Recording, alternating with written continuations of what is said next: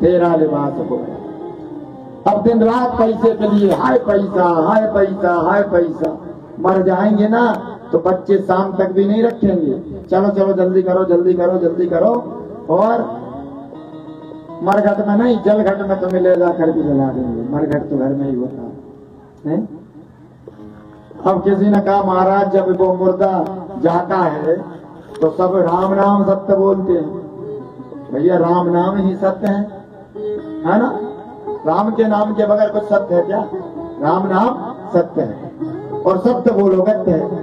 जो सत्य बोलता है उसी की गत है, मतलब बुराइयां हो जाती है, सत्य बुरा होता है। तो किसी ने कहा महाराज जब वो मर जाता है तो चिल्लाते राम नाम सत्य है, और कुछ लोग उसके ऊपर फूल फेंकते हैं। तो हमने कहा यहाँ से प्रार्थना कर रहे हैं, पुष्प चढ़ा रहे हैं पुष्पांजलि, ताकि स्वर्ग में भी स्वर्गवास लिखा जाता है तो स्वर्ग में इनको पुष्पों से स्वागत हो। तो किसी ने कहा महाराज वो छुआरे क्यों फेंकते हैं? तो मैंने कहा छुआरे इसलिए फेंकते हैं कि शायद इसकी ये तो चला गया लेकिन इसका परिवार छुआरे की तरह फूला रहे और फलता रहे। तो किसी ने कहा महाराज ये सिक्का क्यों फेंकते चिल्लड़? सो हमने कहा वो जिस पैसे के लिए दान नहीं किया कथा में यज्ञ में, किसी गरीब को दान नहीं दिया तो उस पैसे को उसी की छाती पे फेंकते हैं। अब उठा पैसा, हाय पैसा हाय पैसा, अब हाथ ही नहीं उठे मुंडो नहीं उठे तो पैसा कैसे उठे? इसलिए भैया जीवन मिला है, हाथ मिले हैं दान करने, पैर मिले हैं तीर्थ का भ्रमण करने, आंख मिली है भगवान का दर्शन करने, और मुख मिला है भगवान का गुणगान करने। है आंख वही जो भगवान का दर्शन किया, है कान वही जो भगवान का सत्संग श्रवण करा करे। सुखदेव जी कहते हैं राजन अब मैं तुमको एक सुंदर कथा सुनाऊंगा ब्राह्मण की। कन्नौज में रहने वाला कान कुब्ज ब्राह्मण अजामिल कर्मकांडी ब्राह्मण था, कर्मकांडी। एक दिन की बात है, अपने हवन के लिए लकड़ियों को लेने के लिए जंगल में गया। जब वो जंगल में वन में गया तो जंगल में एक दृश्य देखा, एक वेश्या को देखा। वेश्या किसी के साथ विहार कर रही थी, शंकर से इतनी सुंदर थी कि उसको देख करके मोहित हो गया और बोला देवी मैं अजामिल, मेरे पास इतना धन है कि धन के लिए तुम्हें बार बार किसी के साथ संपर्क नहीं करना पड़ेगा, मुझसे शादी कर लो। वैसा पर अजामिल पंडित जी मोहित हो गए और उसको अपने घर लिया। अब घर जब वो आई तो अजामिल पहले पंडिताई करते थे, आते से ही उसने अजामिल को काले वस्त्र पहना दिए और काला सा टीका लगाया और एक घोड़ा खरीदा और बस बंदूक दे दी और कि जाओ डाका डालो। सो अब अजामिल पंडित जी से बन गए अजामिल डाकू। एक दिन गोविंद ने अजामिल पर कृपा करने का प्रयास किया। अजामिल के नगर से गांव से संतों की मंडली निकलती जा रही थी। राधे राधे राधे राधे राधे करते हुए संत जा रहे थे। उसी समय रात हो गई। संतों ने सोचा क्यों ना आज यहीं डेरा जमाया जाए। संतों ने किसी से कहा भैया आपके गांव में कोई पंडित जी रहते हैं, कोई सात्विक ब्राह्मण रहता है या कोई सात्विक रहता है, संत भगवान का भक्त हो। तो एक ने मजाक कर दिया को, तो वैसे तो सही बोला था उसने कि थोड़ी दूर जाओ एक पीपल का वृक्ष है उसके सामने वो गाँव है ना, वो घर जो है अजामिल का है। संत चले गए। रात्रि का बजरा 8। संतों ने कुंडी खटकाई। अजामिल की पत्नी बाहर आई। बेटा हम संत हैं और हम वृंदावन जा रहे हैं, बस बेटा आज यहीं रुकना चाहते हैं और कुछ भोजन मिल जाए तो ठीक है। अजामिल की पत्नी की आंखों में से अश्रुधार प्रकट हो गई कि महाराज मैं इस योग्य नहीं हूं कि आपको भोजन करा सकूं। बेटा हमें सूखा सामान दो। सूखे सामान में कोई दोष नहीं है। प्रसन्न हो गई और संतों को दाल प्रसादी, आटा, गुड़, घृत और लवण इत्यादि दिए। सारी व्यवस्था कर दी, चौका लगा दिया। संतों ने भोजन को बनाया। उसी समय आया अजामिल। संतों से बोला तुम ये क्या कर रहे हो? किसकी आज्ञा से यहाँ क्या कर रहे हो? संतों ने कहा कुछ नहीं, हम यहाँ भोजन बना रहे हैं। चिल्ला चिल्ला करके संतों पर बात कर रहा था। उसकी पत्नी आ गई, अरे ये संत हैं, वृंदावन को जा रहे थे, रात्रि में मुझसे मांगा, मैंने सीधा सामान दे दिया, भोजन का सामग्री। एक बात बताएं, अजामिल पत्नी से डरता था। और एक और बात बताएं भैया, पटेल साहब बैठे, पत्नी से डरना भी चाहिए। क्यों? क्योंकि भला इसी में। अरे जैसे आइटम बम फटता है ना, पता नहीं चलता, ऐसा ही पता नहीं ये कब फट गया। एक बार सब लोग यात्रा करने गए तीर्थ में, 2 दंपति थे, पति पत्नी। अब उस पति ने देख लिया कि कृपया खतरनाक सामान अंदर ना ले जाए, तो उसने कहा देवी तुम यहीं रुको। बोले क्यों? मैं आता हूँ दर्शन करके। और दर्शन करके आया, तो देवी ने कहा हमको क्यों अंदर नहीं ले गए? बोले देखो बोर्ड पर क्या पढ़ा है, क्या लिखा? सो पढ़ा, सो क्या हमका तुम्हें खतरनाक लगते? बोले खतरनाक तो नहीं हो, लेकिन तुम बम से भी कम नहीं। कब फट जाए? बोलो राधे राधे।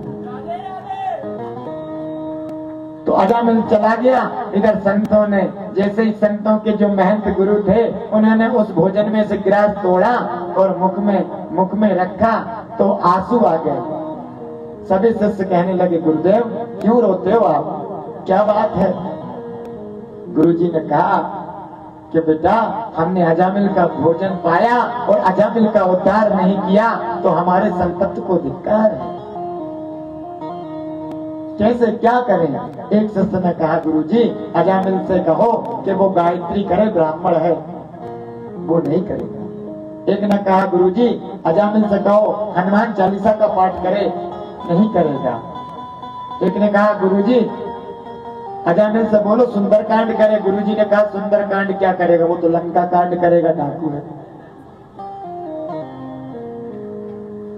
और भोजन पाकर सो गए। प्रातः काल हुई, अजामिल आया। अजामिल से बोले संत अजामिल जी हमने आपके घर भोजन किया, क्या हमें भोजन की दक्षिणा नहीं दोगे? अजामिल कहने लगा भूतों से पूत लेते हो क्या? भूतों के पूत होते हैं? अरे शुक्रगुजार करो, हमारी पत्नी की वजह से नहीं, हम तो तुम्हारे दंड कमंडल लाठी तुम्हारा ये दंड सब छुड़ा लेते। पत्नी आई, अरे संत बोल रहे हैं तो मान लो ना। बोले जी। बोले अजामिल हमने तुम्हारे घर भोजन किए थे, दक्षिणा हमें वो नहीं चाहिए, ये बताओ तुम्हारे कितने पुत्र हैं? अजामिल ने कहा 9 और 10वां होने वाला है। संतों ने कहा अजामिल 10वां पुत्र हो उसका नाम नारायण रख लेना।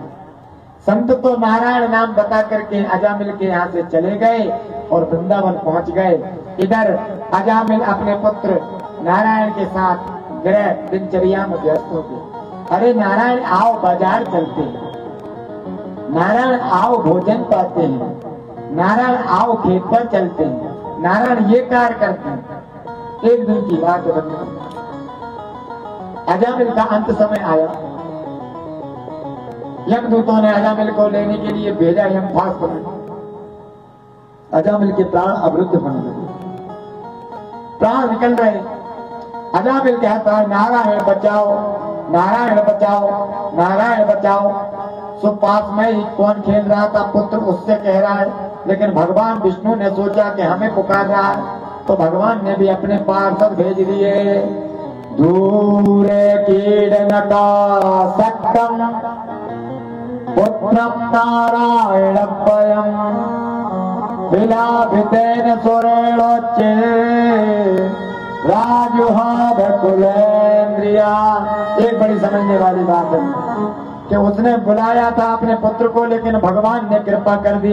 क्यों? भगवान तो कृपालु है, दयालु है। इधर भगवान के पार्षद आए, उधर यमदूत के पार्षद आए।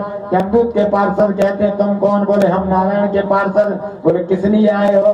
बोले अजामिल को लेने आए हैं। लेकिन एक बात समझो। बोले क्या? इसने पूरे जीवन में पाप किया है, अब बताइए।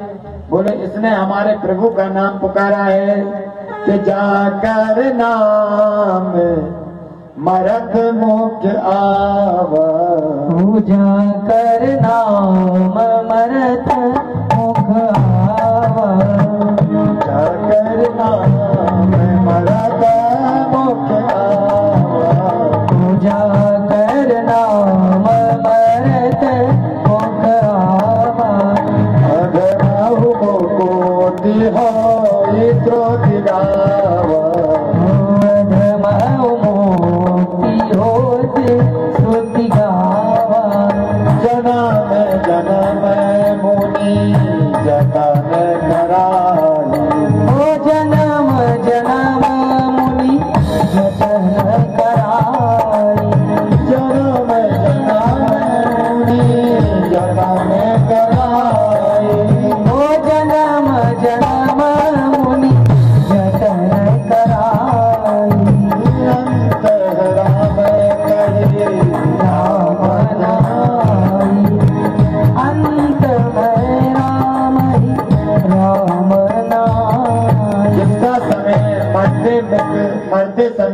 पर आ जाए, जिस समय प्राण निकल रहे हैं उस समय भगवान का नाम मुख पर आ जाए तो उस समय भगवान की गति मिलती है।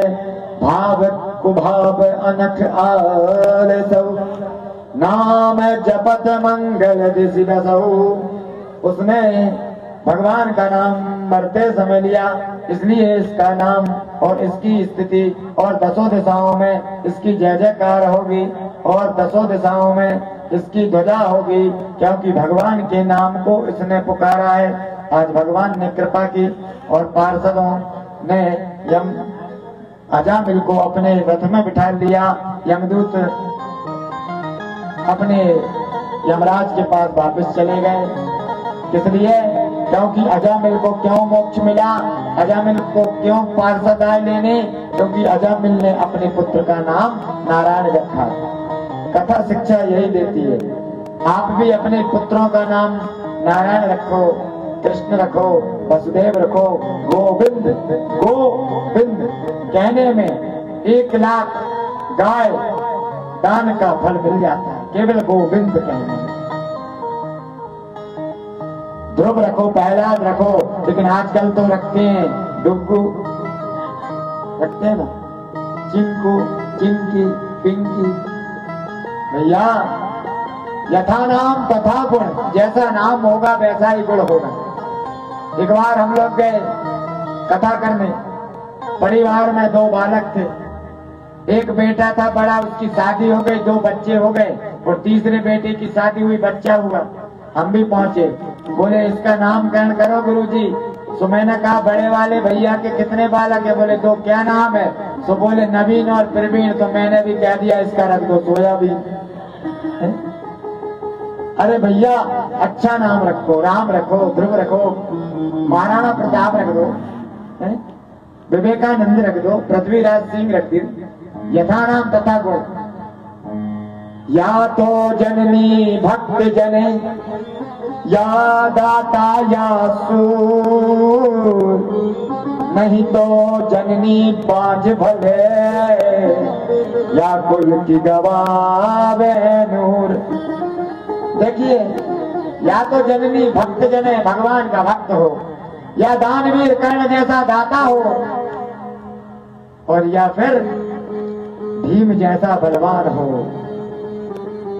अरियल घोड़ी पड़ियल बेल, करो करक्सा नार। अरियल घोड़ी पड़ियल बेल, करो करक्सा नार। मर जो पूत कपूत जो, गुल को दाग लगावे और बेटी बा मर जावे। जो अपने बाप को भरी सभा में नीचे दिखावे। ब्राह्मण जो मर जावे, जो अपने हाथ से दारू पीवे। गए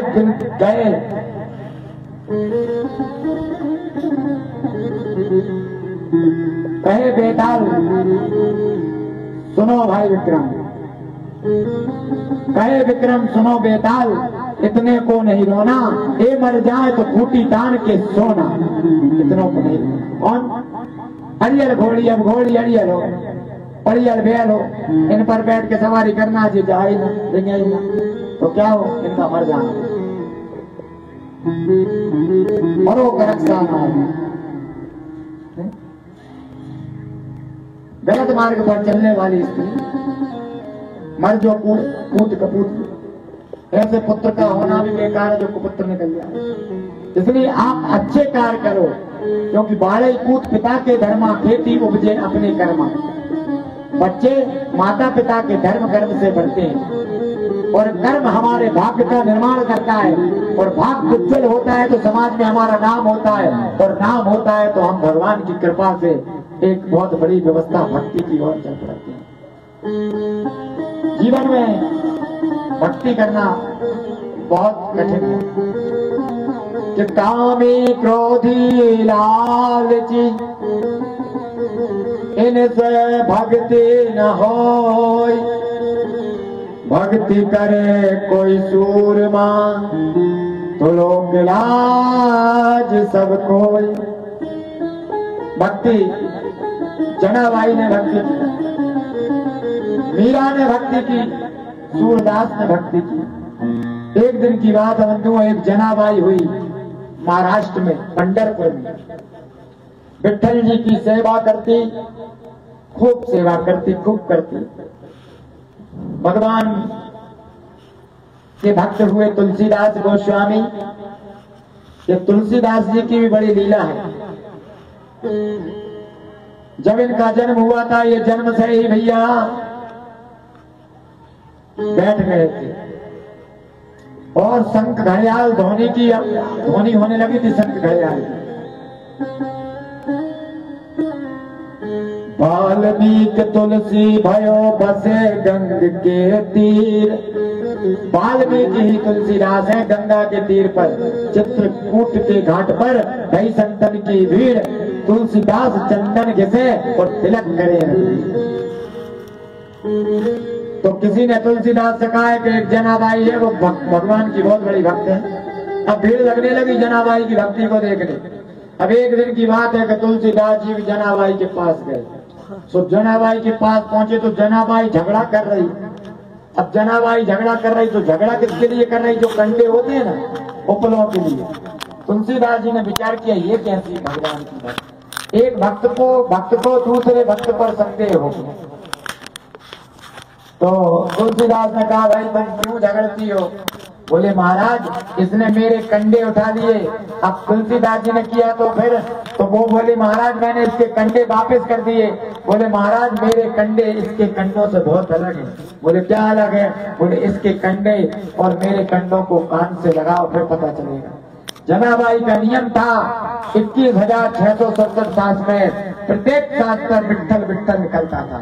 और जब तुलसीदास जी ने कंडे को कान में लगाया, फेंक दिया, फिर कंडे को कान में लगाया, फेंक दिया, फिर कंडे को कान में लगाया, कंडे से निकलता है विट्ठल विट्ठल विट्ठल। तुलसीदास जी कांपने लगे और जनाबाई के चरणों में लेट गए। ऐसी भी भक्ति। तो भक्ति करे कोई सूरमा, लोक लाज सब खोई। बंधुओं, भक्ति का सबसे पहला मार्ग यही है कि भगवान को अपने आप को समर्पण कर दो। और जब भक्ति में भगवान को तुम समर्पण करोगे तो सबसे पहले तुम्हारे दुश्मन तुम्हारे घर वाले होंगे। अरे बड़ा भक्त बनता है, 8 बजे तक सोएगा और 10 बजे माला लेकर बैठ जाएगा, है? दुनिया की बुराई करेगा। ये भक्ति करेंगे साहब, है भैया? भक्ति और प्रेम क्या है? जब नदी चलती है और नदी में वो धार चलती है और धार प्रवाहित इतनी तेज होती है, बोले तो बहुत तीव्र गति से नदी बह रही है, बहुत तीव्र गति से नदी बह रही है। अरे साहब, और जब वो नदी में कोई उतरता है तो बह जाती। लेकिन ये तो नदी की क्या है? प्रेम है ना। लेकिन भक्ति क्या है? जब गंगा सागर में जाओगे और जब समुद्र की हिलोरें आएंगी और तुमको ले जाएंगी और फिर दोबारा वहीं पर छोड़ जाएंगी, इसको भक्ति कहते हैं। क्योंकि भक्ति भगवान की भक्ति बड़ी कृपा से मिलती है।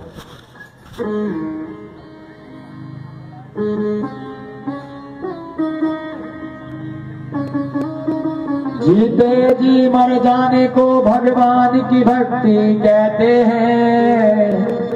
प्रभु चाहे न चाहे मिलाने को भगवान की भक्ति कहते हैं। किसी ने कहा साहब क्या हुआ? बोले सब राम जी जाने, साथ भोजन पालो जैसी ठाकुर जी की इच्छा। कल वो काम करेंगे, ठाकुर जी की कृपा होगी सो हो जाएगी।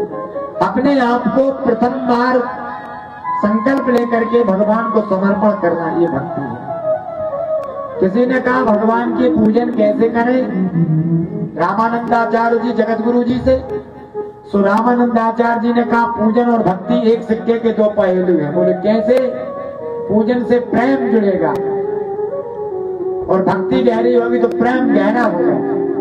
तो बोले घर में सदस्य 5 तो एक ठाकुर जी को ले आओ, हो जाएंगे घर में सदस्य 6। तो जैसे बच्चे की सेवा करती हैं, ध्यान रखती हैं मैया, ऐसे ही उस ठाकुर जी को बढ़िया स्नान कराएं, खूब बाल भोग लगाएं, भोजन के समय भोजन लगाएं, आरती करें, नजर उतारें और फिर शाम को भोजन कराएं जो घर में बना हो सात्विक। और सोते समय हल्दी वाले दूध का भोग ठंडा।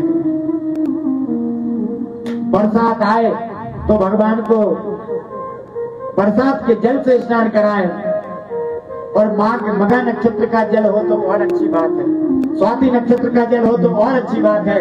जब गर्मी आए तो भगवान को ठंडे जल से स्नान कराएं, जब सर्दियां आए तो भगवान को गर्म पानी नहीं करना, गुनगुना पानी करके स्नान कराएं। हम दिखावा करते हैं, हम भगवान के लिए जब तक मूर्ति समझेंगे तब तक प्रेम जुड़ने वाला नहीं है। जब तक भगवान को घर का सदस्य नहीं मानेंगे, जब तक भगवान में एक दिव्य आत्मा अमलात्मा का दर्शन नहीं करेंगे, तब तक हमारी आत्मा सिद्ध होने वाली नहीं। और जब तक आत्मा सिद्ध नहीं होगी तब तक हम बुद्धिमान और प्रेमी और भगवान के भक्त नहीं बन पाएंगे। एक भगवान का और भक्त है, लेकिन उसको अभिमान था। भगवान का भक्त है गजेंद्र। अष्टम स्कंद में श्री सुखदेव जी कहते हैं, परीक्षित हम भगवान को याद नहीं करते। ऐसी बात नहीं, भगवान को हम याद करते हैं, लेकिन कब याद करते हैं? जब मुसीबतों का पहाड़ टूट जाता है। हे प्रभु कृपा करना गोविंद, ये काम हो जाए, ये समस्या का हल हो जाए तो 5 रुपया को नरियल चढ़वाऊंगा। और आजकल तो मिश्रा जी कृपा से दौड़ी दौड़ी जाएगी और शंकर जी के माथे में ही रख के आएगी। या भगवान नरियल से प्रसन्न होने वाले नहीं है। भगवान तो उस समय प्रसन्न होते हैं जब दुनिया के सामने तुम हाथ फैलाते हो, वो हाथ फैलाना बंद कर दो, क्योंकि भगवान के सामने हाथ फैला दो, हाथ वही पकड़ते हैं।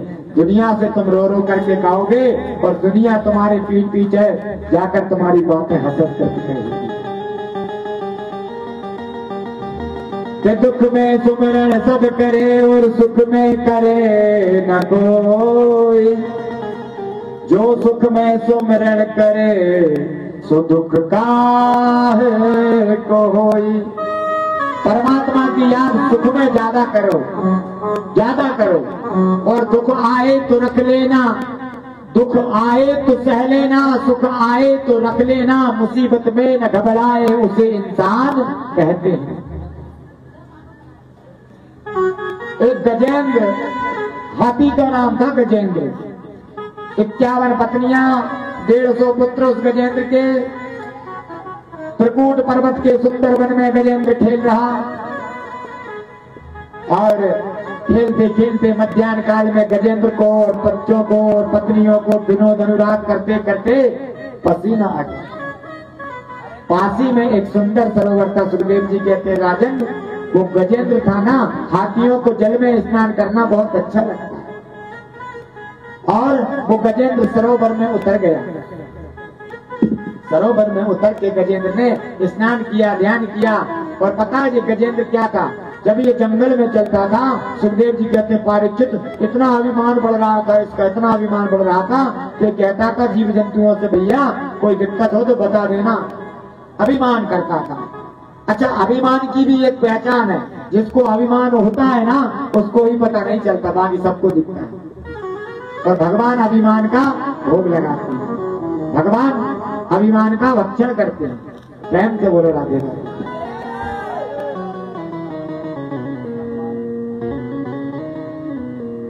अब जब इसने सरोवर में स्नान किया, सूर्य में जल भरता और बच्चों पर डालता, सूर्य में जल भरे बच्चों पर डाले, सो बहुत देर तक इसका स्नान चला।